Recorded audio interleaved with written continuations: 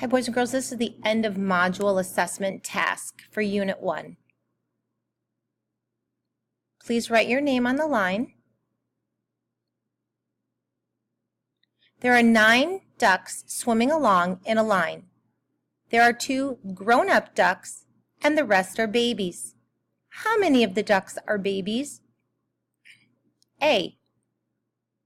Explain your thinking using pictures, numbers, or words. Don't forget to pause this video while you're drawing or writing. Moving on to letter B. B says, write a number sentence that shows how you solve the problem. Number 2. Jennifer says you can use addition to solve subtraction.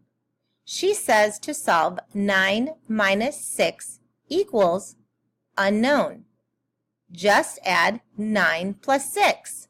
Explain how Jennifer is right and wrong using words, pictures, and numbers.